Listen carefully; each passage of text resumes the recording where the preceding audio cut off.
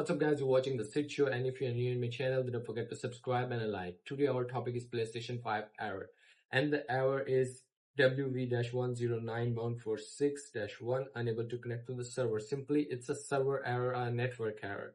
And I'm just going to show you how to fix. Here's the screen, and we are at the screen. Then you must go to settings and user and account. You must check the user and account, your PSN account is logged in, and the console is logged in also in the login settings automatically.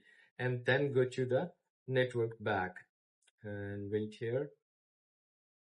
User and account, just get back. Here we are, network, view PlayStation network services. If you get here the red option, you just wait, Sony will fix this up automatically. If you get the all is green, then the server is working a bit good. You have a local internet problem. So you must fix your own internet connection setup, and here's the frequency, check it and go to the advanced settings.